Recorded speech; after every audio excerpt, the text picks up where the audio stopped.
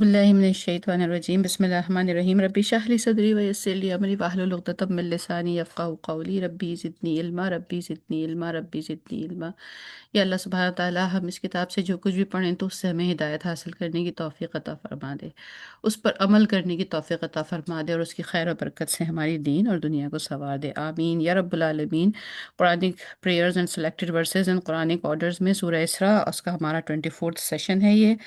अल्हम्दुलिल्लाह काफ़ी दिन हो गए, हम ये जो हमारी स्क्रीन है रीकैप वाली, इसको हम जल्दी से स्किप कर जाते हैं। आज थोड़ा ज़्यादा दिन हो गए हैं तो इसको दोबारा से रिवाइज किए लेते हैं। अ, हमारी जो ये 17 नंबर की सूरा है ये मसफ़ की तरतीब के एतबार से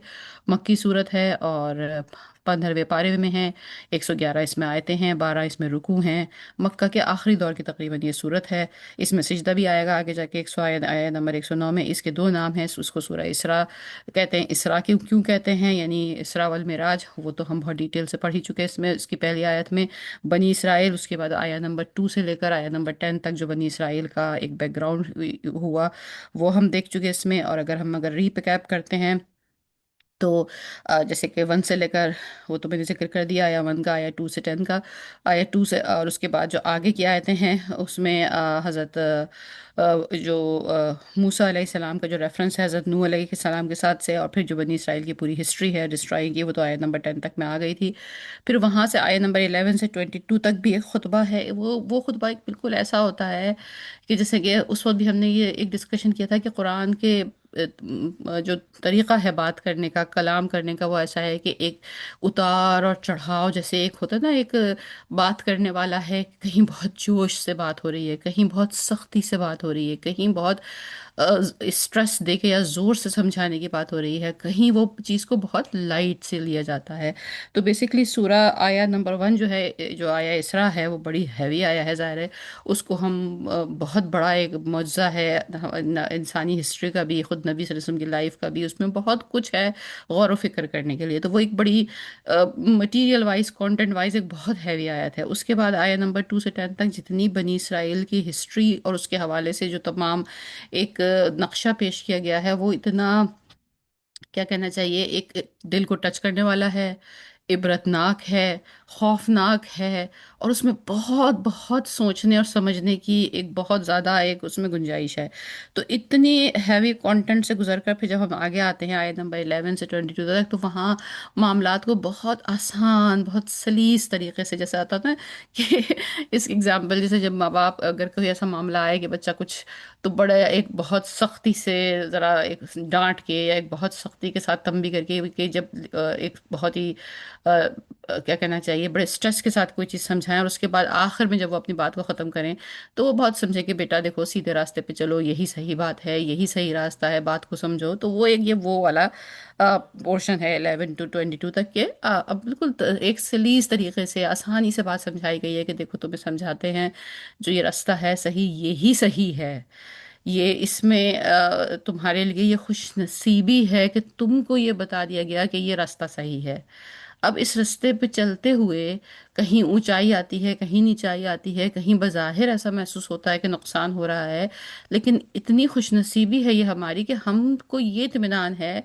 कि अगर कहीं हमारा नुकसान हो रहा हो या कहीं किसी रास्ते के किसी हिस्से में ऐसा महसूस हो रहा हो कि यार ये तो रास्ता सीधी डायरेक्शन में जाता हुआ नजर नहीं आ रहा, ये तो ठीक नहीं हम चल रहे हैं, तो दिल में ये इत्मीनान है कि नहीं, ये रास्ता जिसने हमें बताया है उस पे हमें कोई डाउट नहीं है। तो इसका मतलब है कि ये जिंदगी का ये रास्ता इसी डिटोर से गुजर के जाएगा, ये यहीं से रीराउट हो रहा होगा, हमारे लिए यही बेहतर है। तो ये एक वो मतलब उसका एक पैराग्राफ है वहां पर। उसके बाद हमने आयत नंबर 23 से 24 को स्पेसिफिकली हमने अलग सेपरेट किया था कि जो बहुत मशहूर ज़ुबान दुआ है, रब्बिरहमुमा कमा रब्बयानी सगीरा। तो ये वो दुआ इसी सूरह बनी इसराइल में ही आई है, और वो आयत नंबर 23 और 24 जो दोनों हैं वो पेरेंट्स के मुतालिक आई है, दुआ आई है। पेरेंट्स की को उफ तक ना कहो जब वो बुढ़ापे में तुम्हारे पास पहुंच जाएं और वो तुम्हारे पास हों, तो उनके साथ जो मामला है वो रहम का करना है, उसको हमने डिटेल में डिस्कस किया था। उसके बाद आया नंबर 25 से 35 तक हमने लास्ट सेशन में कर लिया था। अगर आया 25 से 35 को आज हम सम अप भी करेंगे दोबारा भी, تو آپ دیکھیں گے کہ ہر آیت 20، بلکہ انفیکٹ 23 سے ہی شروع کرتے ہیں، 23 سے اگر ہم شروع کریں، ایک ایک آیت کو پڑھتے جائیں آپ، اگر آپ یہ آج ہم جو بات کر رہے ہیں اس کے بعد بھی ابھی اس کو مصحف کو کھولیں شام میں یا صبح میں کل، اور اس کو 23 سے لے کر آیا 39، بیسیکلی 23 ٹو 39 کا پورا ایک وہ بنتا ہے، ایک ہی تسلسل بنتا ہے، ایک ایک آیت پڑھتے جائیں، ایک ایک انسٹرکشن اس میں آتی جائے گی۔ آیا نمبر 23 میں یہ ہے کہ بھئی بات شروع یہ ہے کہ اللہ کی عبادت کرو، پھر وہاں سے ہے کہ پیرنٹس کے ساتھ اچھا سلوک کرو، پھر ہر ایک ایک آیت میں ایک ایک آیت ایک ایک آیت اور اس میں ایک ایک کمانڈ دیتی چلے گئے ہیں۔ تو ہم نے اس سلسلے میں 35 تک کر لیا تھا، جب ہم یہ 39 تک پورا کر لیں گے تو پھر ہم اس کو دوبارہ سے ایک ریوائز کریں گے کہ یہ پورشن جو قرآن کا ہے، یہ اس کا کیا ایک پہچان ہے اور اس کی کیا سگنیفیکنس ہے۔ تو آیا نمبر 36 سے ہم اسٹارٹ کرتے ہیں۔ اعوذ باللہ من الشیطان الرجیم، بسم اللہ الرحمن الرحیم۔ ولا تقفو ما لیس لک بہ علم، تقفو، آپ پیچھا نہ کریں، آپ اس کی کسی چیز کے پیچھے نہ جائیں، ما لیس لک، اور جو آپ کو نہیں معلوم ہے، بھی علم، جس کا آپ کو علم نہیں ہے، ان السمع، بے شک کان، والبصر، آنکھ، والفؤاد، اور دل، کل اولئک، ان میں سے ہر ایک، کانا عنہ مسئولا، اس کے بارے میں پوچھا گیا ہوگا یا پوچھا جائے گا یا یہ باز پر اس میں آئیں گے۔ محاورہ پورا مطلب اس کا یہ بنتا ہے، اے بندے جس چیز کا تجھے علم نہیں اس کے پیچھے نہ پڑ، کہ کان اور آنکھ اور دل، ان سب جو آپ کے آرگنز ہیں، ان سے باز پرس ہوگی۔ کیا مطلب ہے اس بات کا؟ جیسے کہ آیا نمبر 36 ہے، جیسا کہ ایک بات تو ہم نے یہ بیان کی تھی، ابھی ڈسکس کی، کہ جو پچھلی 10 آیتیں تقریباً آیا 23 سے سٹارٹ ہو کے آ رہی ہیں، اس کی ہر ایک آیت میں ایک ایک انسٹرکشن ہے، یہ کرو، یہ نہ کرو، یتیموں کا خیال کرو، فضول خرچی نہ کرو، کوئی غریب آ جائے تو اس کو، اگر تمہارے پاس پیسے دینے کے لیے نہیں ہیں تو اسے نرمی سے بات کر لو، اور مختلف چیزیں، تو حساب برابر تو لو، ایک ایک آیت میں ایک ایک آپ کو انسٹرکشن دی گئی ہے۔ اب اس کے بعد آیا 36، بیسیکلی یہاں یہ سم اپ ہو رہی ہیں یہ ہدایات، وہ کہہ رہے ہیں، اللہ سبحانہ تعالیٰ فرمایا، اے بندے جس چیز کا تجھے علم نہیں ہے اس کے پیچھے نہ پڑ۔ اچھا دیکھیے، جیسے جب یہ نوٹس پریپیئر کیے جا رہے ہوتے ہیں، اگر آپ مختلف اسکالرس کی، تشریح کرنے والوں کی، تفسیریں بیان کرنے والوں کی، جس میں کلاسیکل اسکالرس بھی ہیں، بڑے بڑے الحمدللہ جید علماء بھی ہیں، جب آپ اس قسم کی جو آیت ہے نا، جو بڑی جرنل آیت ہوتی ہے، جرنلائز ٹائپ کی ہوتی ہے، جب اس کی تفسیر ہم پڑھتے ہیں مختلف حوالوں سے، تو ہمیں ہر اسکالر کا، ہر تفسیر بیان کرنے والے کا ایک اپنا اینگل ملتا ہے، جو کہ مطلب غلط نہیں ہے، کیونکہ قرآن کی آیتیں جو ہیں وہ ملٹائی ڈائمینشنل ہی ہیں۔ اس کی آیتوں سے ہر وہ مطلب جو سمجھ میں آئے اور جو ایک دوسرے کے ساتھ اختلاف نہ کرے، وہ سارے ہی مطلب صحیح ہیں۔ تو یہ اگر ساری، مثال کے طور پہ کسی ایک اسکالر نے اس کا اس آیت کو ایک انداز سے لیا ہے، انہوں نے کیا اس کا اینگل لیا، انہوں نے کہا کہ اس آیت کا مطلب بیسیکلی یہ ہے کہ جس چیز کا تمہیں علم نہیں ہے اس کے پیچھے نہ پڑو، مطلب یہ کہ ان کا ایکسپلینیشن اس کے بارے میں یہ تھا کہ آپ وہم کے اوپر، توہم کے اوپر کوئی عقیدہ قائم نہ کریں، کوئی خیالات کو قائم نہ کریں، کوئی چیز جس کی اتھینٹسٹی آپ کے پاس نہیں ہے، بس وہ آپ کا ایک وہم ہے، ایک عقیدہ ہے، اور وہ آپ نے اس کے اوپر ہی اپنی اس خیال کو بٹھا رکھا ہے۔ فار ایگزامپل، جیسے اس کا ایک، اگر پتہ نہیں آپ نے یہ کبھی سنا تھا یا نہیں سنا تھا، بیک ہوم میں یہ یا کسی زمانے میں، یہ ہندو مائتھولوجی میں تو یہ آج بھی مانا جاتا ہے کہ جو دنیا ہے یہ گائے کے 2 سینگوں کے اوپر رکھی ہوئی ہے، اور جب گائے سینگ بدلتی ہے ایک جگہ سے دوسری جگہ، وہ تھک جاتی ہے، تو پھر وہ جب وہ سینگ بدل رہی تھی ہے، پہلے ایک طرف سے دوسری طرف، کائنڈ آف وہ اپنا پوسچر چینج کرتی ہے، تو اس وجہ سے زلزلہ آتا ہے۔ آئی مین یہ متھ موجود ہے، وہاں ہندو مائتھولوجی میں موجود ہے، اور ہمارے یہاں بیک ہوم میں بھی ہم نے یہ سنا پڑا تھا۔ اب بہت سارے لوگ جو ہیں، جو اس زمانے کے ہوں گے، خیر اب تو چلو سائنٹیفکلی چیزیں بہت واضح ہو گئیں، تو وہ اس کو ہی یقین رکھتے تھے۔ دیکھنے کی بات یہ ہے کہ کیا کسی نے اس چیز کا کوئی دعویٰ دیکھا تھا، کوئی پروف دیکھا تھا؟ نہیں دیکھا تھا۔ تو اس کا مطلب یہ ہے کہ ہم ایسی کوئی چیز جس کا دل سے، آنکھ سے، جو علم کے جو سورسز ہیں، جو آیت نے وہ خود بیان کر دیے ہیں، کیا ہیں علم کے سورسز؟ سمع، سننا، جو بھی نالج آپ کو حاصل ہوتی ہے وہ سننے سے حاصل ہوتی ہے، کوئی پڑھا رہا ہے ٹیچر، کوئی آپ کے کان میں ایک بات آ رہی ہے، کوئی آپ کو سمجھا رہا ہے، کوئی نصیحت کر رہا ہے، کوئی اس طرح ہو رہا ہے، تو وہ ایک سننا۔ دوسرا، دیکھنا، دیکھنے سے بھی ہو رہی ہے اب، دیکھنے سے مراد یہ ہے کہ ہم جرنلی بھی، ایک بچہ جب پیدا ہوتا ہے، سال 2 سال کا وہ ہوتا ہے، وہ بیسیکلی یہ لرن کرتا ہے اپنی طرف کی ارد گرد کی دنیا کو دیکھتے ہوئے کہ اچھا یہ پہلے ایک پاؤں رکھتا ہے پھر دوسرا رکھتے ہیں تو آگے بڑھیں گے، تو آہستہ آہستہ اس میں آگے بڑھنا شروع کرتا ہے۔ یہ جو نالج ہے کہ میں کیسے چل سکتا ہوں، یہ وہ اپنے اس وقت کے ذہن میں، جب اس کا ذہن اتنا سوچنے سمجھنے کے لائق بھی نہیں ہے، لیکن وہ دیکھ دیکھ کے سیکھ رہا ہے۔ ہم آج بھی ایک میچور ایج میں آنے کے بعد بھی، ہم کسی نئی جگہ چلے جائیں اور ہمیں کوئی مطلب راستہ معلوم نہیں ہے، ہمیں ایک طرف جانا ہے، ہم دیکھتے ہیں بہت سارے لوگ ایک طرف کو جا رہے ہیں اور ہم ایسا لگتا ہے کہ ہمیں بھی ادھر ہی جانا ہے، تو ہم پھر ان کو فالو کرنے لگتے ہیں۔ تو ایک نالج ہو گئی دیکھنے سے، اور پھر فؤادہ، جو دل میں آ جائے، تو ظاہر ہے انبیاء کرام کے دل میں آنے والی بات کو تو باقاعدہ وحی کہا جاتا ہے، اور اس میں تو کوئی یہ ڈاؤٹ ہی نہیں ہے کہ وہ بات جو ان کے دل میں آتی ہے اس میں کوئی شک ہوگا۔ ہاں، عام انسان کے دل میں یہ ہو سکتا ہے کہ جو بات اس کے دل میں آ رہی ہو، وہ پرکھنے کے لیے ابھی اس پہ ڈبیٹ کی جا سکتی ہو، اس کو پرکھا جا سکتا ہو، اس کو دیکھا جا سکتا ہو۔ فار ایگزامپل، کتنی دفعہ ہوتا ہے اگر آپ مختلف سائنٹسٹس کا ان کی بایوگرافی پڑھیں، کہ اس میں یہ ہوتا ہے کہ وہ کہتے ہیں اچھا میں اس پہ ریسرچ کر رہا تھا، ریسرچ کرتے کرتے میں بالکل کبھی سو گیا یا نہا رہا تھا یا کیا کر رہا تھا، اچانک میرے دل میں یہ خیال آیا اور مجھے لگا ہاں یہ اس سوال کا یہی جواب ہو سکتا ہے، اور اس والی جو میں ریسرچ کر رہا ہوں، جو میرا فارمولا اٹکا ہوا ہے یا جو بھی کچھ اس کا پرابلم ہے، وہ یہی پرابلم میں یہاں سے سالو کر سکتا ہوں۔ تو ایک دم اللہ نے دل میں خیال ڈالا، پھر وہ اس کو چیک کرتا ہے، اس کو پرکھتا ہے، اس کو اس کی اتھینٹسٹی کو چیک کرتا ہے، اور وہاں سے پتہ چلتا ہے ہاں یہ نالج بالکل ٹھیک ہے۔ تو اللہ سبحانہ تعالیٰ عام انسانوں کے دلوں میں بھی ایسے خیالات ڈالتے ہیں۔ بعض اوقات ہوتا ہے نا، کبھی بیٹھے بیٹھے ایک دم ہمیں کوئی بات یاد آتی ہے، ارے میں یہ اپنی اس بیماری کے لیے یہ چیز یوز کر لوں، یا میں اس کام کو ایسے کر لوں، ایک دم خود سے خیال آتا ہے اور پھر پتہ چلتا ہے کہ ہاں وہ خیال بالکل ٹھیک ہے۔ تو اللہ سبحانہ تعالیٰ نے اس آیت سے ہمیں دو باتیں، تین پتہ چلیں۔ ایک تو یہ کہ کسی چیز کو جس کو ہم جانتے نہیں اس کے پیچھے نہ پڑیں، یہ ایک اینگل ہو گیا، جو ایک اسکالر کا بیان کیا گیا۔ دوسری بات ہمیں یہ پتہ چلی، جو آیت سے بالکل واضح ہے، کہ کان اور آنکھ اور دل، کیونکہ دیکھیے ویسے تو اللہ تعالیٰ نے اور بھی ہمیں دیے ہیں، 5 سینسز دیے ہیں، سونگھنا بھی ہے اور اس میں اور ٹچ بھی ہے، وہ بھی مطلب کائنڈ آف آپ کی کسی نہ کسی حوالے سے آپ کی انفارمیشن میں اضافہ ہی کرتے ہیں۔ لیکن جو مین سورسز آف نالج ہیں وہ یہی ہے کہ آدمی سن رہا ہے اور دیکھ رہا ہے، دیکھ کے پڑھ رہا ہے، آنکھوں کو استعمال کر رہا ہے یا سن رہا ہے۔ تو یہ ان چیزوں کے بیس کے علاوہ اگر کوئی چیز انسان نے ایک گھر رکھی ہے دل میں اپنے، اور پھر وہ اس کو فالو کرتا چلا جا رہا ہے ساری زندگی، تو یہ چیک کرنے کی ضرورت ہے ہمیں اپنے آپ سے ہی، کہ کیا جس چیز کو میں نے گھر رکھا ہے اپنے دل میں، کہ اس کا کوئی اس کا دعویٰ بھی ہے، اس کا کوئی پروف بھی ہے، وہ واقعتاً صحیح بھی ہے۔ کیونکہ جو صحیح بات ہے اس کی جو گواہی ہے وہ یا تو آنکھ سے آتی ہے، یا کان سے آتی ہے، یا پھر وہ دل سے آتی ہے۔ اس کے علاوہ کوئی اور چیز ہے تو اس کو ضرورت ہے کہ وہ جو انفارمیشن ہمارے پاس آ رہی ہے اس کو ہم پرکھیں اور دیکھیں۔ یہ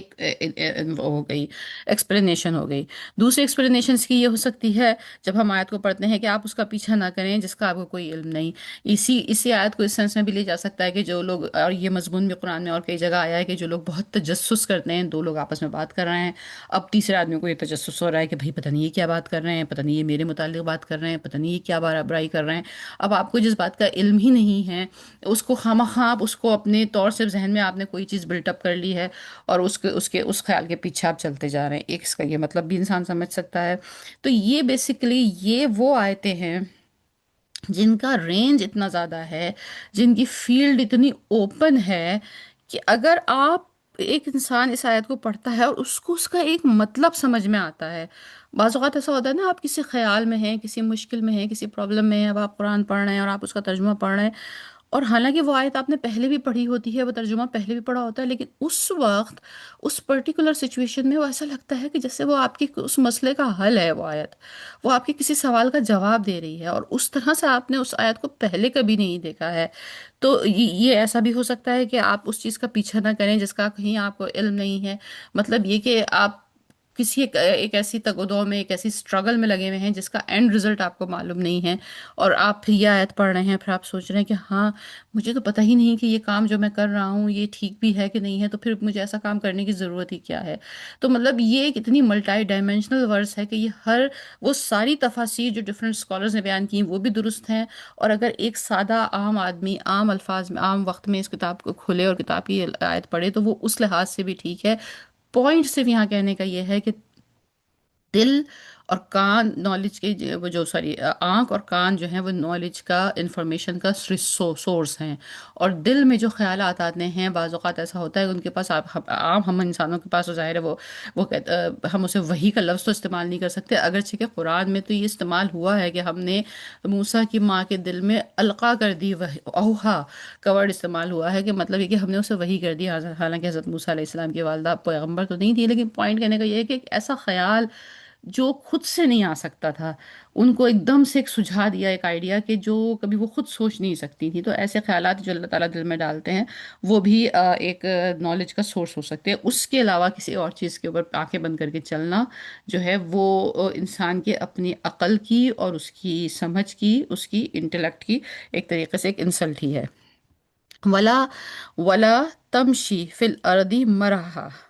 اور مت چل تو زمین میں اکڑ کر، مراحا ولا تمشی فی الارض مراحا، اکڑ کر، جیسے کہ ہم نے بات کی تھی نا، ہر آیت ایک پرٹیکولر ایٹیکیٹ کو، لائف کے ایک پرٹیکولر لیسن کو ڈسکس کر رہی ہے۔ آیت نمبر 36 نے بتایا کہ بتحاشا تجسس نہ کرے، بغیر جادی بنی پیچھے چیزوں کے پیچھے نہ جائیں، تہم میں نہ پڑیں، جو نالج سمپل ہے اس کے اوپر بیس کریں۔ اچھا آیت نمبر 37 کیا کہہ رہی ہے؟ ولا تمشی فی الارض مرحا، زمین پر اکڑ کر مت چل، انکا لن، بے شک ہرگز نہیں، تخرقہ تو پھاڑ سکے گا، تخرق الارض ولن تبلغ، تبلغ الجبال طولا، زمین کو تو نہیں پھاڑ سکے گا زمین کو، اور ہرگز تو نہیں پہنچ سکے گا پہاڑ کو لمبا ہو کر۔ تو بیسیکلی زمین، یہ جو ہمارا گلوب ہے، اس کے متعلق اللہ تعالیٰ نے اس سے کمپیئر کیا ہے کہ جو آدمی اکڑتا ہے 5 فٹ کا، 6 فٹ کا، آج کل تو 6 فٹ ہی ہے، کسی زمانے میں سنا ہے کہ 7 8 60 فٹ تک کے لوگ ہوا کرتے تھے، چلو مانو کہ 60 فٹ کا بھی آدمی ہو گیا، وہ 60 فٹ کا آدمی بھی جو ہے اس میں اتنی طاقت نہیں ہے کہ وہ جب زمین پہ چلتا ہے تو یا تو وہ زمین کو دھسا دے، یا وہ پہاڑوں کو ہلا دے، یا پہاڑوں کو پھاڑ دے، یا پہاڑوں سے اونچا ہو جائے محض اپنی اکڑ سے۔ اب وہ کچھ کھدائی کے سامان لے آئے اور اسے کھودے اور بلڈنگیں بنائی، یہاں یہ وہ بات نہیں ہو رہی، سمپل اپنی اکڑ سے، اپنے اپنے ایروگینس سے وہ ایسا کر دے تو وہ ایسا کر نہیں سکے گا۔ اور اگر اسی سورہ اسراء میں اگر آپ کو یاد ہو تو ہم نے جب ہم جو شروع ہوا تھا آسمانوں کا سفر، جب معراج کا سفر شروع ہوا تھا، اس وقت ہم نے ایک چھوٹا سا وہ ایک سائنٹیفک اپنا اس کا وہ دیکھا تھا، ایک میپ سا دیکھا تھا کہ ہماری زمین جو ہے اور جو ہماری صرف ایک گلیکسی جسے ہم کہتے ہیں، جیسے کہ ہم قرآن کی تعلیمات کے ساتھ اگر الائن کرنے کی کوشش کریں تو ایسا لگتا ہے کہ یہ ہماری جو گلیکسی ایک اور اس کے زیادہ جتنی گلیکسی سو فار ابھی تک ہم نے ڈسکور کی ہے سائنس نے، یہ سب کی سب پہلا آسمان ہے۔ قرآن میں 7 آسمان کا ذکر ہوتا ہے، تو یہ لگتا ہے کہ یہ ساری کائنات جتنی جو انسان نے ابھی تک ڈسکور کی ہے یہ سب پہلا آسمان ہے۔ تو اس پہلے آسمان کے ریشوں میں ہماری جو زمین ہے وہ ایسی ہے جیسے کوئی بہت بڑا ریگستان ہو، مطلب جن لوگوں کو تجربہ ہے کچھ کسی بڑے صحرا میں کبھی انہوں نے کوئی ٹریول کیا ہو، یا کوئی بہت ڈیونز میں وہ گئے ہوں، ایک بہت بڑا ریگستان،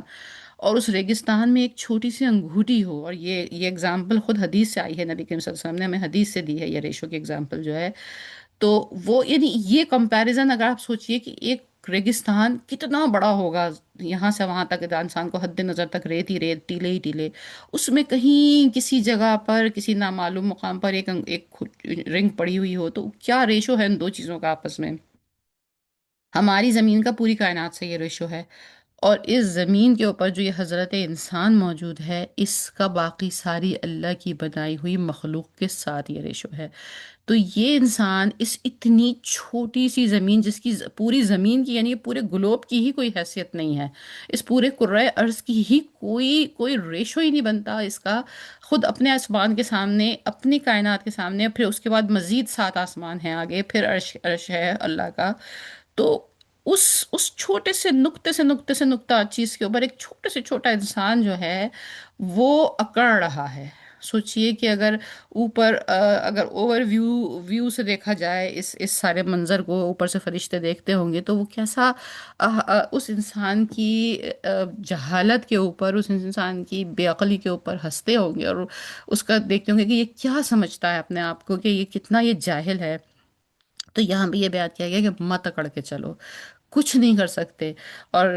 مختلف ہماری جو لٹریچر ہے، ہمارا جو کلچر ہے، اس میں جو جتنی بھی ادب کی تحریریں ہیں، جتنی بھی لٹریچر کی، اس میں پوئٹری لے لیں، پروز لے لیں، کچھ بھی لے لیں، ایک بات یا صوفیانہ کلام لے لیں، یا صوفیوں کی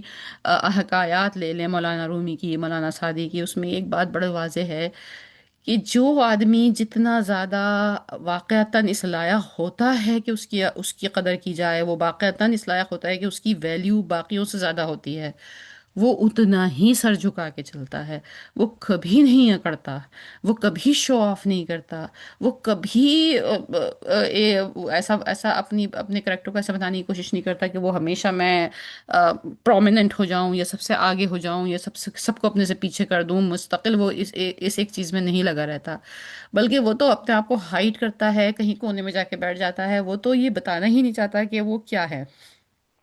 لیکن اللہ سبحانہ تعالیٰ اس کی عزت خود بڑھاتے ہیں۔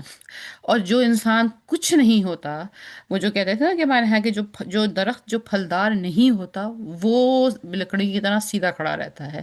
اور وہ درخت جس پہ بہت پھل لگتا ہے، وہ لد جاتا ہے پھل سے، تو وہ اس پھل کے وزن سے اس کی شاخیں جو ہیں وہ زمین کی طرف جھک جاتی ہیں۔ تو یہی ایک اگزامپل انسانوں میں بھی ہے۔ جب آپ کسی میں ایروگنس دیکھیں، غرور دیکھیں، اکڑ دیکھیں کسی بھی بحاف کے اوپر، چاہے، اور عموماً جو اکڑ ہوتی ہے نا، دیکھیے وہ ہمیشہ آپ کو بہت ہی سیکنڈری چیزوں پہ نظر آئے گی۔ کوئی شخص اس بات پہ کبھی اکڑتا ہوا نظر نہیں آئے گا کہ وہ بہت اچھا اس کی تلاوت ہے۔ ظاہر ہے اللہ نے جس کو تلاوت عطا فرما دی، اس کا دل ہمبل ہو گیا، اس کو اتنی عقل بھی عطا فرما دی۔ کوئی حافظ قرآن، کوئی تلاوت کرنے والا، کوئی بہت مطلب واقعی ٹرو اسکالر جو ہے، وہ آپ کو ایسا نظر نہیں آئے گا۔ کون نظر آئیں گے آپ کو ایسے لوگ؟ جو دنیاوی لحاظ سے مشہور ہوں گے، یا وہ کوئی بادشاہ ہوں گے، یا وہ کوئی منسٹر ہوں گے، ان کے اندر اکڑ ہوگی، میں بادشاہ ہوں، میں صدر ہوں، میرے گھر کے آگے اتنی گاڑیاں کھڑی ہیں، مجھے اتنے لوگ سلوٹ کرتے ہیں، میرے پاس اتنی دولت ہے، میرے پاس میرا گھر اتنا بڑا ہے، میرے پاس اتنی برانڈڈ چیزیں ہیں۔ مطلب یہ سب چیزیں جو ہے نا، میں یہ نہیں کہہ رہی کہ اچھی چیزیں یا اچھی تمام چیزوں کو استعمال کرنا بنا ہے۔ پوائنٹ کہنے کا یہ ہے کہ ان سب چیزوں کی کو استعمال اس لحاظ سے کیا جائے کہ دوسروں کو اوپر اس پہ اکڑ جتائی جائے، تو مت اکڑو، کچھ نہیں کر سکتی تمہاری یہ اکڑ۔ تو یہ اس میں آیت نمبر 37 کا یہ لب لباب ہے۔ دین آیت نمبر 38، کلو ذالکا، یہ سب کام، کانا سیئہ، اس کی برائی، عند ربک مکروہا، اور یہ سب کام اور اس کی برائی تیرے رب کے نزدیک ناپسندیدہ ہے۔ مکروہ کا ترجمہ کیا گیا ہے ناپسندیدہ۔ اردو زبان میں ناپسندیدہ جو ہے نا، کم انٹینسٹی کا لفظ ہے۔ اگر میں یہ کہوں کہ مجھے یہ سبزی پسند نہیں ہے، یہ سبزی پسند ہے، اور یہ سبزی کھانے میں پسند نہیں ہے، تو یہ ایک سمپل سی بات ہے، اٹس ٹوٹلی فائن۔ کسی کو کچھ پسند ہو سکتا ہے، کسی کو کچھ نہیں پسند ہو سکتا۔ کوئی کہے کہ بھئی مجھے یہ رنگ پسند ہے، مجھے یہ رنگ پسند نہیں ہے، تو I mean that is also fine. اس سے جو دوسری چیز ہے اس کی کوئی اہمیت کم نہیں ہو جاتی ہے۔ لیکن مکروہ کا جو لفظ ہے، وہ ایک ایسی چیز، وہ ایک ایسا لفظ ہے کہ جب کسی چیز کے بارے میں کہا جائے نا کہ یہ مکروہ، اوریجنل بیسکلی اگر اردو میں اس کی ٹرانسلیشن قریب ترین جو ہو سکتی ہے وہ ہے کراہت۔ کراہت کا جو ورڈ ہے وہ بھی اسی جگہ سے آتا ہے کہ جس چیز سے کراہت آئے آپ کو، مکروہ ہے۔ یعنی وہ ہے نا کہ اپنے غیبت مت کرو، غیبت کرنا ایسا ہے جیسے مردہ بھائی کا گوشت کھانا، اور اس میں کراہت ہے۔ تو کراہت کا جو ہے وہ ایک بڑا اسٹرانگ ایک جسچر ہے، بہت ہی ہیوی ایک فیلنگ ہے کہ اللہ کو اس سے کراہت آتی ہے۔ یعنی وہ ایسے سوچیے، کراہت کا کانسیپٹ اگر اردو کے حوالے سے سمجھایا، ایک ایسی جگہ جہاں کہیں بہت بدبو آ رہی ہو، بڑی کوئی غلاظت پڑی ہوئی ہو، بڑی گندگی سی چیز، گندی جگہ ہو، جہاں سے انسان کا جو ایک صاف ستھرا اور ایک صفائی پسند، صفائی نہ بھی ہو، مطلب ایک جرنل انسان کی جو جبلت ہے، وہ چاہے جلدی سے ناک پہ کپڑا رکھ کے وہاں سے وہ گزر جائے، یا وہ دکھنے میں اگر بدبو نہ بھی ہو تو وہ جگہ دکھنے میں اتنی ڈرٹی اور اتنی ان پلیزنٹ ہو کہ آنکھیں اس منظر کو دیکھنا نہ چاہتی ہوں، اور وہ انسان چاہے میں جلدی سے اس جگہ سے آگے سے گزر جاؤں، مجھے یہ سب چیزیں نظر نہ آئیں۔ تو یہ ہے کراہت۔ تو اللہ فرما رہے ہیں کہ یہ کام مت کرو۔ یہ سارے کام مت کرو. یہ آیت نمبر 38 ہو سکتا ہے کہ صرف پچھلی آیت کے بارے میں بھی ہو، اور یہ ہو سکتا ہے یہ پچھلی پوری تقریر جو 23 آیت نمبر 23 سے چلی ہے اور یہاں تک آئی ہے ان سب کے بارے میں بھی ہو. دونوں صورتوں میں یہ کور کرتی ہے. یہ سب کام اور اس کی برائی تیرے رب کے نزدیک ناپسندیدہ ہے، یعنی کہ اکڑنا، ایروگینس، غرور. جیسے کہ میں نے یہ بات کی تھا کہ اکڑ سے میں صرف چلنے سے مراد نہیں ہے، اکڑ میں ہر وہ طریقہ کہ جو کوئی انسان اس لیے اختیار کرے کہ وہ دوسرے انسان سے اپنے آپ کو برتر بنانا چاہتا ہو، تو وہ ہر طریقہ جو ہے وہ ایروگنس میں آئے گا، وہ اکڑ میں آئے گا. اس میں یہ بات نہیں ہے کہ اس میں کوئی سوال کرے کہ بھئی اچھا میں، اللہ نے مجھے اچھا مطلب ایک مطلب ایک اچھا میرا رزق دیا ہے، میں خوشحال ہوں، میں ایک اچھا گھر بنانا چاہتا ہوں. بالکل بنائیے، آپ کے پاس اگر اچھا روزگار ہے، اچھا آپ کے پاس کشادگی ہے، اپنے لیے جو آپ کرنا چاہتے ہیں نا، what you like for your self, وہ گھر کی بنانے کی نیت یہ نہیں ہونی چاہیے کہ میری چھت اونچی ہو جائے گی اور میں شہر میں سب سے اونچا میرا گھر ہوگا، تو جب لوگ شہر میں داخل ہوں گے تو وہ دیکھیں گے دور سے، او یہ سب سے اونچی چھت والا گھر کس کا ہے اور یہ میرا ہے. یہ اکڑ کا کانسیپٹ ہے، یہ غرور کا کانسیپٹ ہے، یہ ایروگنس کا کانسیپٹ ہے. اللہ نے آپ کو کشادگی دی ہے، آپ اس کو افورڈ کر سکتے ہیں. جو چیز آپ اپنے لیے پسند ہو، اپنے لیے کر رہے ہیں، گھر والوں کے لیے کر رہے ہیں، اپنی خوشی کے لیے کر رہے ہیں، اس کو بالکل مینیجیبل طریقے سے، آپ کی زکوٰۃ پوری ہے، آپ کے تمام صدقات پورے ہیں، آپ کے تمام چیزیں ہیں، فبے اس میں کوئی وہ اگر اکارڈنگ ٹو دا لائنز ہے تو دیٹ از فائن. لیکن اگر اس میں نیت یہ ہے کہ میں یہ فلاں گھوڑا جیسے خرید لوں، یا میں فلاں اونٹ لے لوں، جو زمانے کی چیزیں تھیں، یا آج کے حساب سے ہم فلاں چیز لے لیں، یا یہ کہ کوئی منصب میں اس لیے لے لوں کہ میں اس لیے کوئی یہ کسی عہدے پہ فائز ہو جاؤں کہ تاکہ جب میں شہر میں نکلوں تو لوگ مجھے سلوٹ ماریں، تو یہ اکڑ ہو گئی. تو اسی طرح باقی ساری چیزیں جو ہیں، پیچھے تک ہم چلتے چلے جائیں، تو ہم پرستی دیکھ لیں آیت نمبر 36 میں، اور اس سے پیچھے دیکھ لیں، تو ان میں سے کوئی چیز اللہ کو پسند نہیں ہے. ماں باپ کی عزت سے لے کر اور آیا نمبر 38 تک جتنی باتوں کا لائن بائی لائن ذکر کیا، اس کو اللہ نے کہا ہے کہ یہ مکروہ ہیں اللہ کے لیے. اور آیا نمبر 39 پہ اللہ نے یہ ساری جو ہدایتیں ہیں ان کو کنکلوڈ کیا ہے. ذالکا، یہ یعنی ذالکا معنی یہ، یعنی یہ جو ساری باتیں کی گئی ہیں، مما اس میں سے جو اوحا وحی کی آپ کی طرف آپ کے رب نے، ذالک مما اوحا الیک ربک، یہ اس میں سے جو وحی کی ہے آپ کی طرف آپ کے رب نے، من الحکمتی، حکمت میں سے ہے. یعنی جو جتنی ساری باتیں بتائی ہیں نا، یہ بڑی وزڈم کی باتیں ہیں، بڑی گہرائی کی باتیں ہیں. دیکھیں سائنس کا بس مسئلہ یہ ہے کہ سائنس ایک بات بتاتی ہے، ایک خیال ذہن میں آتا ہے پہلے انسان کے، پھر وہ سوچتا ہے کہ ہاں شاید ایسا ہوتا ہوگا، پھر وہ اس خیال کو اس خیال کے مطابق وہ چیز بناتا ہے، پھر اس چیز کو استعمال کرتا ہے یا ٹیسٹ کرتا ہے، اور پھر جب ٹیسٹ کرتا ہے تو کبھی تو بہت جلدی یا کبھی بہت دیر میں جا کے پتہ یہ چلتا ہے کہ نہیں نہیں یہ صحیح نہیں ہے، پھر وہ اس کو چھوڑتا ہے، پھر وہ اس میں بدلاؤ کرتا ہے، کوئی مزید چینجز لے کر آتا ہے. اس طرح سے تھیوریز ہوتے ہوتے ہوتے ہوتے آخر تک پہنچتی ہیں. ایون یہ کہ سچویشن یہ ہے کہ آج as of now in this world of technology and science, آج بھی ہم وثوق سے یہ بات نہیں کہہ سکتے کہ اس وقت فی زمانہ جو کوئی بھی ایک بات مانی جا رہی ہے کہ یہ سائنٹیفکلی ٹھیک ہے، کل وہ ٹھیک ہوگی. کل ہو سکتا ہے سائنس اس کو آگے جا کے کہہ دے کہ نہیں نہیں نہیں نہیں، یہ ہم نے اس میں یہ چیز رہ گئی تھی اور اس کا اب یہ نقصان سامنے آیا ہے اور یہ غلط ہے. ہم اپنی ہی زندگی میں دیکھ چکے ہیں کئی چیز آن میڈیکل سائنسز میں اور کھانے پینے کے معاملات میں، علاج کے معاملات میں، کہ وہ ہر تھوڑی دیر بعد ریوائیو ہوتی چلی جاتی ہیں. تو وہ پھر حکمت نہیں کہلائی، وہ وزڈم نہیں ہے، وہ آنیسٹلی اسپیکنگ نالج بھی نہیں ہے، وہ تو ایک ٹرائل اینڈ ایرر بیسس ہے. حکمت جو چیز کہلائے جانے کے لائق ہے، اس کے بارے میں ایک کنڈیشن ہوئی ہے، اور وہ کنڈیشن یہ ہے کہ وہاں یہ اتھینٹسٹی ہونی چاہیے کہ وہ 100% ٹھیک ہے. مثال کے طور پر جیسے مثال کے طور پہ شہد ہے، شہد کی 100% اتھینٹسٹی یہ ہے کہ ہاں جی وہ میٹھا ہوگا. اب وہ چاہے کتنا ہی گھٹیا کوالٹی کا ہو، کیسا بھی ہو، کسی نے جعلی بنایا ہو، کچھ بھی بنایا ہو، لیکن جس چیز کو فی زمانہ شہد کہا جائے گا، یہ طے ہے کہ وہ میٹھا ہوگا. اگزامپل دی جاتی ہے، ارے بھائی یہ تو شہد کی طرح میٹھا کر دیا آپ نے. یہ ہے بالکل اس کی چیک کہ یہ 100% ایسا ہی ہوگا.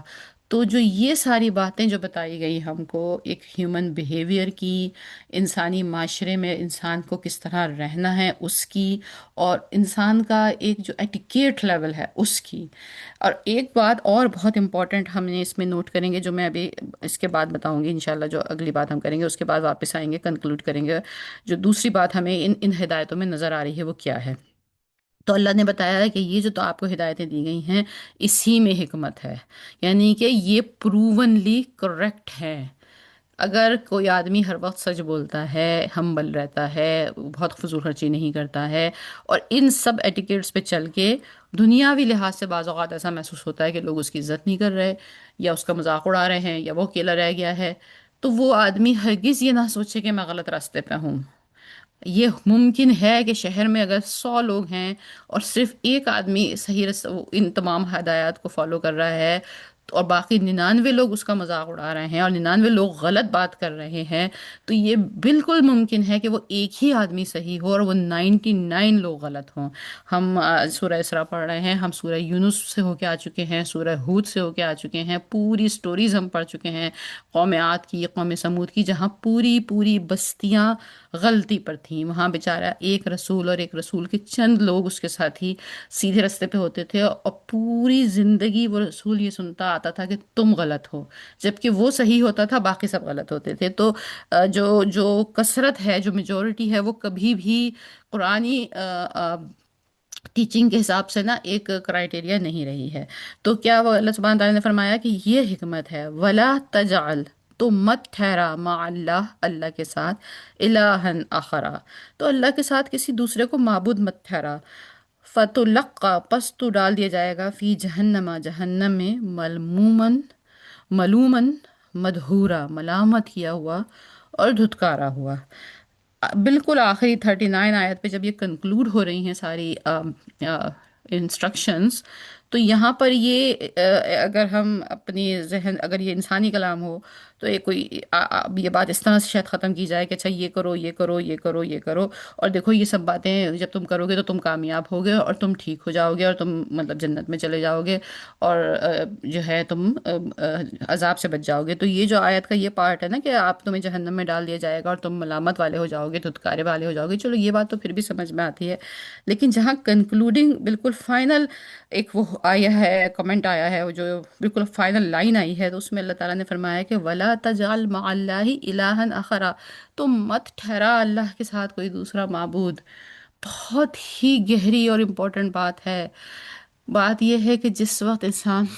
بے ایمانی کرتا ہے، جہاں پر یہ آیت آئی تھی نا کہ مت تولو، بے ایمانی سے مت تولو، برابر تولو. جب انسان بے ایمانی کرتا ہے، جب انسان اکڑ کرتا ہے، جب انسان یتیم کا مال کھاتا ہے، جب انسان والدین کی نافرمانی کرتا ہے، جو پچھلی پوری 23 آیتوں میں جو پوری لسٹ آئی ہے، جب ہر اس آیت کی نافرمانی کرتا ہے، تو بیسیکلی وہ سمپلی ایٹیکیٹس کو توڑ نہیں رہا ہوتا، وہ اپنے عمل سے یہ کہہ رہا ہوتا ہے کہ میں تو اللہ کو اللہ مانتا ہی نہیں. کیونکہ معبود کا یہ حق ہے، معبود کا مطلب ہے کسی کے آگے جھکنا، سر جھکانا. تو کسی کے معبود ہونے کا یہ حق ہے کہ جب وہ ایک بات کہہ دے تو جو اس کا عبد ہے وہ اس کے آگے سر جھکا دے. جب وہ سر جھکا ہی نہیں رہا، معبود کا حکم ہے کہ آپ نے اس دائیں طرف چلنا ہے اور وہ بائیں طرف چل رہا ہے، تو پھر وہ بیسیکلی زبان حال سے وہ یہ کہہ رہا ہے کہ میں تو آپ کو اللہ مانتا ہی نہیں. تو جب ہم اپنی سوشل لائف میں اپنی باؤنڈریز کو توڑتے ہیں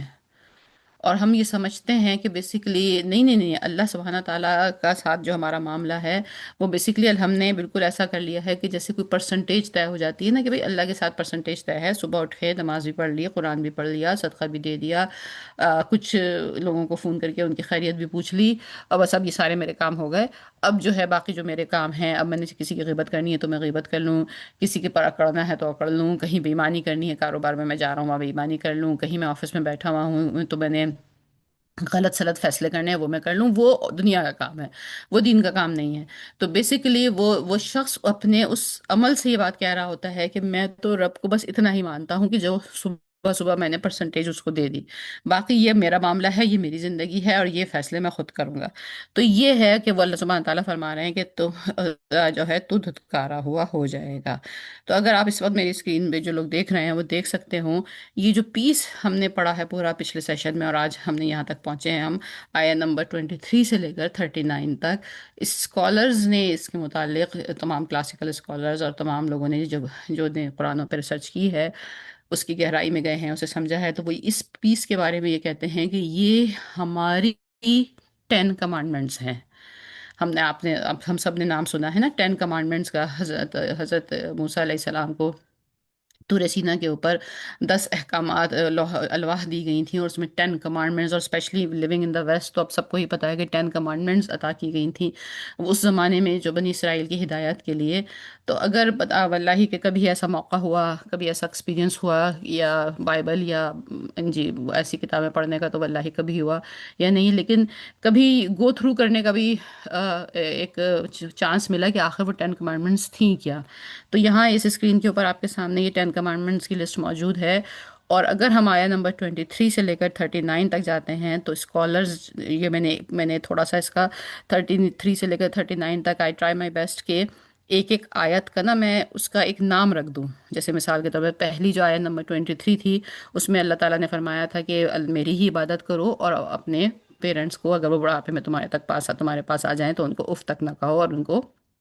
اچھے سے رکھو۔ تو ہم اس آیت کا نام رکھ سکتے ہیں honour the parents and worship Allah. اسی طرح پوری آیت 23 سے 39 تک اگر ایک ایک آیت کا نام رکھ دیا جائے، اور آن دا ادر سائڈ، یہ لیفٹ سائڈ پہ آپ دیکھ سکتے ہیں کہ جو 10 کمانڈمنٹس ہیں، تو یہ دونوں اتنا شدید کونسائڈ کرتی ہیں کہ ایسا لگتا ہے کہ جیسے یہ ایک ہی کتاب کے صفحے ہیں مختلف۔ تو اگر 10 کمانڈمنٹ سے میں گو تھرو کروں جلدی سے، کہ پہلی کمانڈمنٹ یہ تھی کہ you shall have no other gods before me, same بات ہو گئی، توحید کے سبق آ رہا ہے۔ You shall not make yourself carver carved image, مطلب کریوڈ امیج کا مطلب وہی ہے کہ بدھ بھی نہ بناؤ، کیونکہ وہی بات ہے کہ جب انسان بدھ بناتا ہے تو پھر ایونچولی اس کی پرستش شروع ہو جاتی ہے۔ You shall not take the name of the lord your God in when, مطلب یہ ویسے جنرلی اس کا ایک مطلب وہاں پہ یہودی مذہب میں یہ سمجھا جاتا ہے کہ خدا کا نام ہی نہ لو، اس کمانڈمنٹ سے انہوں نے یہ بھی نکالا تھا، خیر لیکن اس کا یہ مطلب یہ ہے کہ غلط طریقے سے خدا کا نام نہ لو، غلط چیزوں میں خدا کا نام یوز نہ کرو، غلط قسم نہ کھاؤ، جھوٹ نہ بولو، تو یہ بھی ایک طریقے سے وہی ایک آ جاتی ہے۔ Remember the Sabbath day to keep it holy, ان لوگوں کے اوپر، بنی اسرائیل کے اوپر سبت لگائی گئی تھی، تو بنی اسرائیل کے اوپر ایک وہ زمانے کی شریعت تھی، ہماری بھی ایک شریعت ہم کو دی گئی ہے، ہماری بھی ایک شریعت میں مختلف چیزیں ہیں کہ ماڈریشن کے ساتھ اسپینڈ کرو، اپنے پروویژنس کو کنٹرول کرو، ہماری بھی ایک چیزیں ہیں وہ بھی یہاں پہ میچ کرتی ہیں۔ پھر آتا ہے owner your father and your mother, یہ تو ایگزیکٹلی میچ ہو رہا ہے، یہ 10 کمانڈمنٹ کی جو یہ کلوز ہے یہ بالکل ہماری پہلی والی کلوز کے ساتھ، پہلی آیت کے ساتھ جا رہی ہے۔ یو شیل ناٹ مرڈر، تم قتل نہیں کرو گے، یہ بھی ہم نے پڑھا ہے پچھلے اس میں، میرا خیال ہے یہ کون سی آیت میں تھی، ریلیٹیوز کا رائٹ ہے، اوائڈ ہے، کائنڈ ریفیوجل ہے، اسی میں ہم نے do not kill the children, اور do not kill the children بھی ہے، اور اس میں یہ تھا کہ کسی بھی چیز کو بھی، کسی بھی ذی روح کو بلا وجہ کے قتل، جس کا قتل جائز ہو جائے اس کے علاوہ اس کو قتل نہ کیا جائے، وہ ہم نے ابھی پڑھا ہے پیچھے۔ پھر you shall not do the commit the adultery, پھر یہاں پر اس میں ہم نے پڑھا ہے کہ زنا نہ کرو، پچھلے سیشن میں وہ والی آیت بھی آئی تھی۔ یو شیل ناٹ اسٹیل، چراؤ مت، یہاں پچھلے سیشن میں ہم نے پڑھا ہے کہ انہوں نے کہا ہے بالکل برابر برابر تو لوگ کسی کے ساتھ بے ایمانی مت کرو۔ پھر اس میں آئی تھی کہ you shall not bear false witness against your neighbour, again وہی بات ہوئی، جھوٹ نہ بولو، غلط بات نہ کرو۔ You shall not quit, and then وہی پوری جو لسٹ ہے، وہی جو ہے اگر ہم یہاں پہ سورہ بنی اسرائیل کی آیت نمبر 23 سے لے کر 39 تک جائیں، اللہ کی ایک اللہ کی عبادت کرو، اپنے والدین کی عزت کرو، والدین کو ہیوملٹی شو کرو، اپنے ریلیٹیوز کا رائٹ کا خیال کرو، اور ویسٹ فلنس یعنی فضول خرچی کا ہے نا، شیطان کے بھائی ہیں وہ نہ کرو، اور اگر آپ کے پاس کوئی فقیر مانگنے آ جاتا ہے اور آپ کے پاس نہیں ہے تو اسے نرمی سے رخصت کرو، اپنے خرچ میں اسپینڈنگ میں ماڈریشن ہونی چاہیے، اسراف مت کرو، اپنے اللہ کنٹرول دا پروویژن، اس بات پہ یقین رکھو کہ رزق اللہ ہی دیتا ہے، اپنے بچوں کو قل مت کرو اور کسی اور جان کو نہ قل مت کرو، اڈلٹری نہ کرو، سینکٹیٹی آف لائف یعنی کہ زندگی کی جو ایک پاکیزگی ہے اس کو باقی رکھو، یعنی وہی کہ غلط تعلقات قائم نہ رکھو، اور جو orphan ہیں ان کی پراپرٹی کا خیال کرو، آنےسٹ رہو میجر کرنے میں اور ویٹ کرنے میں، جب بھی کسی کے ساتھ معاملہ کرو یہ ویٹ اور میجر کا مطلب یہاں سے بھی یہ نہیں ہے کہ آپ ترازو لے کے کھڑے ہوئے ہیں اور پھل بیچ رہے ہیں اور جب کوئی آپ سے پھل خریدنے آئے گا تو آپ کے اوپر یہ آیت لگتی ہے، جب آپ کسی سے بات کر رہے ہیں، جب آپ کسی تیسرے آدمی سے بات کر رہے ہیں، ایک محفل میں ہیں یا نہیں محفل میں ہیں، وہ سامنے نہیں بھی ہے، جب آپ کسی تیسرے آدمی کا ذکر کر رہے ہیں، دو لوگ، وہ دونوں یہ بات دھیان میں رکھیں کہ ہم جس تیسرے کا ذکر کر رہے ہیں اگر ہم نے اس کے متعلق ایک بات زیادہ یا ایک بات کم کہی تو یہ وزن سے آگے پیچھے ہو جائے گا اور ہمیں اس کا جواب دینا پڑے گا، اور یہ آیت میں یہ الفاظ موجود تھے کہ تمہیں یہ حساب دینا پڑے گا۔ تو it's not only about the weights of weight, وہ تو ہے ہی، لیکن ہر چیز کا بیلنس چیک ہوگا۔ پھر اس کے بعد بیس لیس کلیم، کسی کے اوپر الزام مت لگاؤ، اور اکڑ کی بات، اکڑ تو ہم نے آج ہی پڑھی ہے، اکڑ مت کرو، اور اس کے بعد ایولس کی کسی بھی غلط غلط باتوں کے اوپر بلیو نہ کرو، اور پھر وزڈم یہی ہے کہ صرف اللہ کے سامنے جھکو۔ So you can see on your screen کہ یہ اتنا میچ ہے، یہ تو بیسیکلی یہ پورشن آف دا قرآن جو ہے یہ کہلاتا ہے 10 کمانڈمنٹس آف دا قرآن۔ تو لیٹ می چیک کہ ہم کتنی دیر، ہاں اذان تو ہو گئی ہے۔ میرا خیال ہے اس سیشن میں تھوڑا سا ٹائم ہم پاس اور ہو سکتا ہے، لیکن پھر اب یہ یہاں سے جو ہے نا آیا نمبر 41 سے بیسکلی اور 45 تک کہہ لیجئے یا سمجھ لیجئے تھوڑا اور آگے تک، پھر یہ توحید کا بیان شروع ہو رہا ہے، یعنی یہ آیتیں اسپیسیفکلی کنسنٹریٹ کر رہی ہیں اس بات کے اوپر کہ اللہ ایک ہے، اور اللہ جو ہے وہ وہی یہ ڈیزرو کرتا ہے کہ اس کی عبادت کی جائے، اور جب اس کی عبادت کی جائے گی تو جو اس کی کمانڈمنٹس آئیں گے اس کو قبول کیا جائے گا۔ تو اگر ہم ایک آیت نمبر 41 کو دیکھ لیتے ہیں کہ افا اس افا اسفاکم افا اسفاکم مصطفیٰ، استفا یعنی چن لیا تمہیں، تمہیں پیور کر لیا، تمہیں اس میں سے پک کر لیا، ربکم بالبنین واتخذ من الملائکۃ اناسا انکم لتقولون قولا عظیما، مشرکوں کیا تمہارے پروردگار نے تم کو لڑکے دیے اور خود فرشتوں کو بیٹیاں بنایا؟ کچھ شک نہیں کہ تم نے بڑی ہی نامعقول بات کہتے ہو۔ آپ کو پتہ ہے کہ کفار مشرک کہتے تھے کہ فرشتے جو ہیں وہ اللہ کی بیٹیاں ہیں۔ اب یہ بات اتنی اتنی نالائقوں والی بات ہے۔ نمبر ون بات تو اللہ کا کسی بھی چیز کو اللہ کی اولاد بنانا، پہلی بات دیکھیے انسان اتنا کیسا بے عقل ہے اور کیسا، یعنی یہ جو کفار مکہ تھے یہ ان میں بھی بڑے بڑے عالم تھے اور بڑے بڑے لوگ تھے، کیا یہ نہیں جانتے تھے کہ انسان کے گھر انسان پیدا ہوتے ہیں، بلی کے گھر بلی کے بچے پیدا ہوتے ہیں، کتے کے گھر کتے کے بچے پیدا ہوتے ہیں، ہر اسپیشیز کے جب کوئی اولاد پیدا ہوتی ہے تو وہ اس اسپیشیز سے ہی بلانگ کرتی ہے،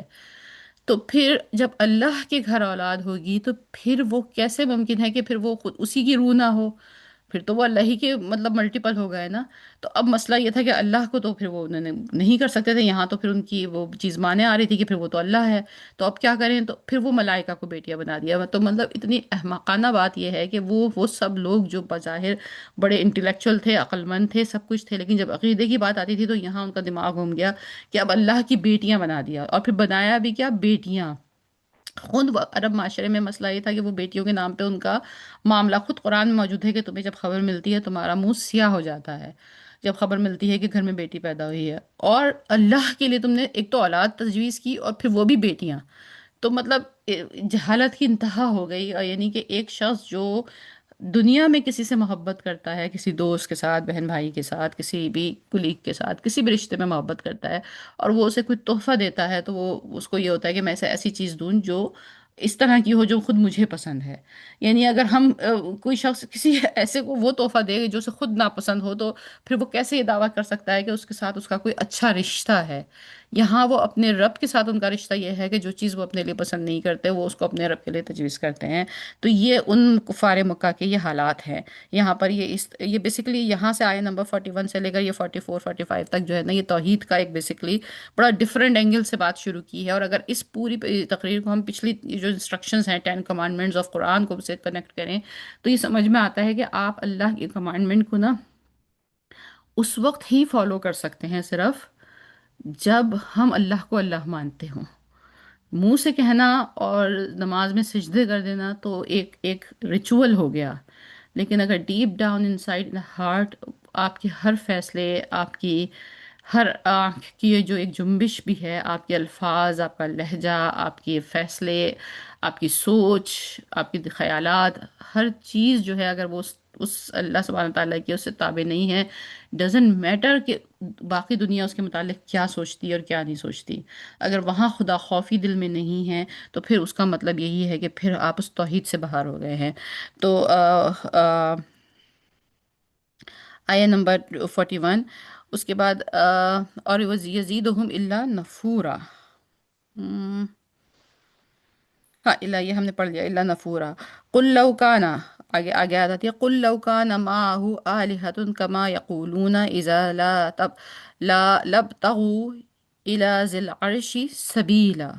اور آپ کہہ دیجئے نبی صلی اللہ علیہ وسلم کا، اگر ہوتے ہو اس کے ساتھ کئی معبود جیسا کہ وہ سب کہتے ہیں، تب ضرور وہ سب تلاش کرتے عرش والے اللہ کی طرف کوئی راستہ، سبیلا راستہ. اگر آپ کو یاد ہو کہ بچپن میں جب اسلامیاتی کتاب پڑھائی جاتی تھی تو اس میں یہ بتایا جاتا تھا جو اسلامک کنٹری میں بیک ہوم میں کہ اللہ ایک ہے، اور اگر اللہ ایک سے زیادہ ہوتے تو وہ آپس میں اختلاف کرتے، وہ آپس میں ان میں اختلافات پیدا ہوتے اور دنیا کا نظام چلنا مشکل ہو جاتا ہے. یہ بڑی بہت بیسک سی بڑی کامن سینس کی ایک چیز سمجھائی جاتی تھی کہ اگر ایک کمپنی ہے، ایک کوئی بھی ایک پروجیکٹ ہے، کوئی بھی ایک معاملہ ہے، اگر اس میں ایک آدمی اس کا لیڈر نہیں ہوگا، ایک اس کا فائنل کیئر ٹیکر نہیں ہوگا، ایک آدمی کا اس کے اوپر فائنل فیصلہ نہیں ہوگا، اس کے کئی لوگ جو ہیں اس کے حصہ دار ہوں گے، وہ پروجیکٹ کبھی بھی نہیں چل پائے گا، کبھی بھی اچھا نہیں چل پائے گا. اور اس کی سب سے بڑی اگزامپل اس وقت خاص طور پر بیک ہوم بھی کہہ سکتے ہیں، یا خاص طور پہ living in the west is that کہ یہاں بڑے ہی پیور سچے اچھے مسلمان موجود ہیں، اور ان کو اپنے بچوں کی اور اپنے دین کی جب فکر ہوتی ہے تو وہ مسجدوں سے اٹیچ ہوتے ہیں اور مسجدیں بناتے ہیں. لیکن ظاہر ہے یہ ایک والنٹیئر سسٹم ہوتا ہے، ہر آدمی کی اس میں ایک تگودہ ہوتی ہے، ہر آدمی اس میں اپنا حصہ ڈالتا ہے، ہر آدمی نیک نیتی ہی لے کر آتا ہے. لیکن انسپائٹ آف دیٹ چونکہ وہ سب لوگ ایکول اونرشپ رکھتے ہیں، کیونکہ وہ تو ظاہر ہے کسی ایک کا گھر تو نہیں ہے وہ، تو نتیجہ پھر یہ ہوتا ہے کہ وہاں پر اختلافات ہوتے ہیں. ہر شخص اپنی ذات کے حوالے سے مخلص ہی ہوتا ہے، لیکن جب دو لوگوں کی آپس میں اختلاف رائے ہو تو پھر وہ معاملہ سدھرے کیسے؟ تو یہ تو ناممکن ہے کہ کوئی چیز انتظامی حوالے سے مینجمنٹ پوائنٹ آف ویو سے چل سکے جب تک اس کو بہت سارے لوگ لے کے چل رہے ہوں. تو وہی جو کانسیپٹ ہے وہ آیا نمبر 42 میں بیان کیا گیا ہے کہ اگر بہت سارے رب ہوتے نا تو پھر ہر کوئی اپنا راستہ نکالنے کی کوشش کرتا اور یہ بات آگے نہ چل پاتی. سبحانہ و تعالی اما یقولون علوا کبیرہ، پاک ہے وہ اور بہت بلند ہے وہ اس سے جو کہتے ہیں، اور علوا کبیرہ، دور بہت دور. یعنی یہ جو اتنی جہالت کی بات ہے، یہ اتنی غلط، اتنی چھوٹی، اس قدر نان کمپیریٹیولی بات ہے کہ اس میں یعنی کوئی بات تو ایسی ہوتی ہے نا کہ ایک آدمی آ کے غلط بات آپ سے کہتا ہے تو آپ اس سے بحث کرتے ہیں کہ نہیں یہ ایسے نہیں ایسے ہے، وہ آپ کو اپنے دلیل دیتا ہے، پھر مطلب وہ بات اس لائق بھی ہوتی ہے کہ آپ اس کو اس کے ساتھ بحث کریں. یہ اتنی بیکار بات ہے کہ اس پہ تو بحث کرنا بھی بالکل وقت ضائع کرنے کے برابر ہے. یعنی اتنی علوم کبیرہ بہت ہی دور ہے یہ بات صحیح صحیح راستے سے. تسبح له السماوات السبع والارض ومن فيهن وإن من شيء إلا يسبح بحمده ولكن لا تفقهون تسبیحهم انه كان حلیما غفورا. بہت ہی خوبصورت آیت ہے. تو سبیہو پاکیزگی بیان کرتے ہیں، لہو السماوات و سبع، لہو السماوات السبع، سات آسمان تسبیح بیان کر رہے ہیں اللہ کی، والارض زمین بیان کر رہی ہے تسبیح، ومن فیہن اور جو کچھ اس کے بیچ میں ہے، سات آسمانوں کے بیچ میں صرف ہماری زمین سے لے کر صرف پہلے آسمان تک ہم نے بات کی، کتنی کہکشائیں، کتنی کائنات، یہ ہماری ویژن میں ہے، اس سے آگے کا تو معاملہ ہمارے ویژن میں نہیں ہے، وہاں اس کے اوپر دوسرا آسمان، پھر تیسرا آسمان۔ ہم نے جب اسراء کی ڈیٹیل پڑھی تھی تو نبی کریم صلی اللہ علیہ وسلم نے فرمایا تھا کہ ایک آسمان کا دوسرے آسمان سے ریشو یہ ہے کہ جیسے انگوٹھی کی رنگ اور پھر وہ ڈیزرٹ، یعنی پورا صحرا۔ تو اس کا مطلب یہ ہو گیا کہ ہماری پوری کائنات، ٹریلینز آف گلیکسی کی کائنات جو ہے، یہ ایک چھوٹی سی انگوٹھی کی رنگ ہے ایز کمپیئر ٹو کہ اس کے اوپر جو دوسرا آسمان ہے۔ مطلب اس سے زیادہ وسعت انسان سوچ ہی نہیں سکتا۔ اور پھر جو تیسرا آسمان ہے اس کے آگے دوسرا آسمان اس طرح ہے، اور ان کے بیچ میں جانے کیا کیا ہے۔ اتنی بڑی گرینجر کائنات میں کیا کیا مخلوقات ہیں، کیا کیا اللہ کی تخلیقات ہیں، وہ سارے کے سارے کیا کر رہے ہیں؟ اللہ کی تسبیح کر رہے ہیں۔ سات آسمان اور زمین اور اس کے بیچ میں جو کچھ ہے وہ سب اللہ کی حمد بیان کر رہے ہیں، اور نہیں ہے کوئی چیز جو اس کی تسبیح بیان نہ کرتی ہو، اللہ جو اس کی تسبیح بیان نہ کرتی ہو، اور لیکن وَلَكِن لَا تَفْقَهُونَ تَسْبِيحِهِمْ، لیکن نہیں تم سب سمجھتے، إِنَّهُ كَانَ حَلِيمًا غفورا، بے شک وہ بہت حوصلے والا، بخشنے والا ہے۔ یعنی زمین، بس یہیں پہ ہم بات کو ختم کرتے ہیں، زمین، آسمان، آسمان کی ہر چیز، اللہ نے کائنات بنائی، کائنات کو بتایا کہ میں آپ کا رب ہوں، تمام کائنات جھک گئی سجدے میں، اور وہ بیسٹ طریقے سے جو ڈیو پاسبل ہے، جو اس کی ذمہ داری ہے، وہ اس طرح سے اللہ کی تسبیح کر رہی ہے۔ کون تسبیح نہیں کر رہا اللہ کا؟ یہ حضرت انسان جو اکڑ کے زمین پہ چل رہا ہے، جو اپنی دولت، اپنی خوبصورتی، اپنا پتہ نہیں کیا کیا چیز جس کے اوپر کوئی انسان اکڑ سکتا ہوگا، ان سب چیزوں کے اوپر سے وہ اکڑ میں لگا ہوا ہے، وہ اللہ کی نافرمانیاں کر رہا ہے، اور وہ جو جس کو اس پوری کائنات کا امام بنانے کے لیے پیدا کیا تھا، سب سے زیادہ فیلئر میں اس وقت وہی ہے۔ تو پھر کیا ہے؟ انہ کان حلیما غفورا، حلم جو ہے نا، حلم بھی محبت، شفقت اور رحمت کا ہی ایک اینگل ہے، لیکن حلم زیادہ تر اس محبت کے لیے یوز کیا جاتا ہے جو کسی ایسے شخص سے کی جاتی ہو جو بات مانتا نہ ہو۔ یعنی ایک تو محبت وہ ہو گئی نا کہ اللہ تعالیٰ اپنے بندے پہ رحمت کرتا ہے، بندہ جو ہے وہ اللہ کے سے استغفار کر رہا ہے، توبہ کر رہا ہے، جتنی اس کو توفیق ہے اتنی عبادت کر رہا ہے، اور اس کے بعد وہ اللہ سے جو بھی اس عمل کر پا رہا ہے، اور پھر وہ اللہ تعالیٰ اس پہ رحمت کر رہا ہے۔ یہ تو ایک آپس میں بندے کا اور اللہ کا اور بندے کا رشتہ ہو گیا۔ حلم وہ جذبہ ہے، جیسے اگین ہم اسی اگزامپل کی بات کرتے ہیں، ماں اور بچے کے اگزامپل کی، کہ ماں اس بچے کے ساتھ جو نافرمان ہے، جو سنتا نہیں ہے بات کو، جو مانتا نہیں ہے بات کو، جو بدتمیز ہے، ماں اس کے ساتھ پھر بھی بہت ہی صبر سے پیش آتی ہے۔ تو مطلب ایسے بچے کو مستقل پیار کرنا، اسے مستقل دوبارہ بتاتے رہنا، اس سے نرمی سے پیش آنا، اس کی باتوں پہ غصے کو ضبط کرنا، اس کی دل دکھانے والی چیزوں پر برداشت کرنے کے لیے بڑا حوصلہ چاہیے۔ تو اسی لیے یہاں پہ انہوں نے ترجمہ کیا ہے حلیمن، بےحد حوصلے والا۔ یہ تو غفورا، تو یہ اللہ ہی کا حوصلہ ہے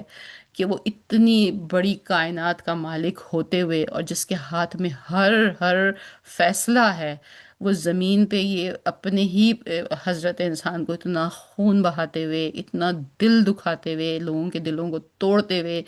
ایک انسان کو دوسرے انسان کو اذیت دیتے ہوئے دیکھتا ہے۔ اگر اللہ رب العزت چاہے تو وہ وہیں کے وہیں بھسم کر دے اس کو جس نے جو غلطی پر ہے، لیکن حوصلہ، ہمت ہے یہ اللہ کی۔ جو مظلوم ہے، اللہ ان کے درجے بڑھاتا جائے گا، بڑھاتا جا رہا ہے کہ ٹھیک ہے یہاں تم پہ ظلم ہو رہا ہے، کوئی بات نہیں، فکر نہیں، میں تمہیں اتنا دوں گا کہ تم خوش ہو جاؤ گے۔ لیکن جو ظلم کر رہا ہے وہ بھی تو اسی کی مخلوق ہے، تو وہ اس کے ساتھ حلم کا معاملہ کر رہا ہے کہ شاید یہ راہ راست پہ آ جائیں اس سے پہلے کہ ان کو تباہ اور برباد کیا جائے۔ اللہ سبحانہ تعالیٰ ہمیں ان تمام چیزوں سے سبق حاصل کرنے کی توفیق عطا فرمائے، ہمارے دلوں میں یہ چیزیں اتارے، اور اس سے ہمیں اپنے لیے خدا خوفی حاصل کرنے کی توفیق عطا فرمائے، اور ہمارے رب کے ساتھ جو رشتہ ہے اس کو اس کو مضبوط کرنے کی توفیق عطا فرمائے۔ آ،